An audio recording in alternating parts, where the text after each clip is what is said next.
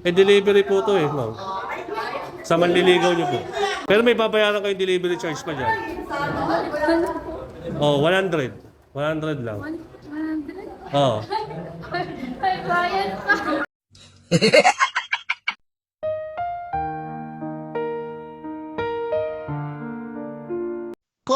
Grabe naman yung manliligaw niya. Nagpadala nga ng bulaklak, pero hindi pa bayad ang delivery charge. Saka bakit umiyak yung bata, Coco? Kasalanan mo na naman yan, no? Siyempre, malalaman niya yan, kaya samahan niyo ako hanggang dulo. Let's go!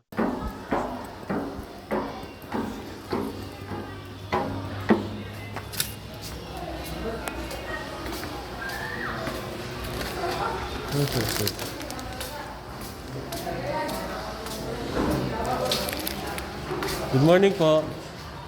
Nandiyan yung teacher niyo? Pwede kay Maris Klein Serrano. Delivery po. Sino po si Maris Klein Serrano? Serrano, delivery.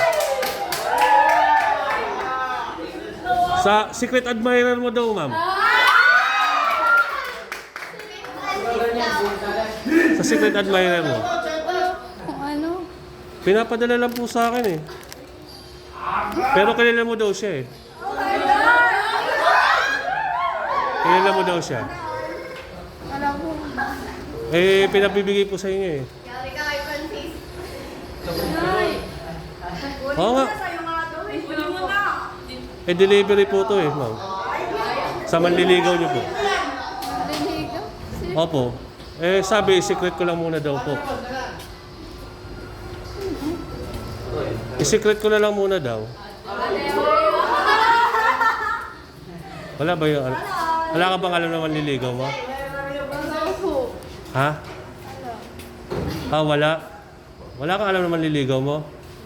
Eh, basta pinapadeliver lang sa akin eh. Pero may babayaran kayong delivery charge pa dyan. Oh, 100. 100 lang. 100? Oo. Ay, bayad pa. Oo. May bayad yung delivery charge yan. Ito lang libre. Ito lang po. Oo. May kilala ka ba manliligaw mo? Oo. Ayan lang, 100 lang. Ang pera. Ay, paano po yun? Delivery lang po ako eh. Wala ko video kayo. Alis na ako ate. Bali 100 lang yung delivery charge. Bali ito, bayad na. Sabi naman liligaw mo. May kaya... Ah. Ha? Naka-video kayo. Oh, eto. Bali... Ano ba? Bali, galing kay mama mo. Kala niyo si Coco na naman yung nagpaiyak. Kaya siya naiyak dyan dahil nalaman niya na sa mama niya pala galing ang mga regalo na to. At hindi niya ini-expect ang sorpresa ng kanyang magulang. At dito pa nangyari mismo sa eskwelahan niya. Nasa abroad, no? Ayan, bali galing kay mama mo, no? Hindi, delivery pa. Nahiyak na siya. Ito. Happy birthday daw, sabi ni mama mo. Ayun yung manliligaw mo, si mama mo, no? Any message mo kay mama mo? Naka-vlog ka ngayon natin.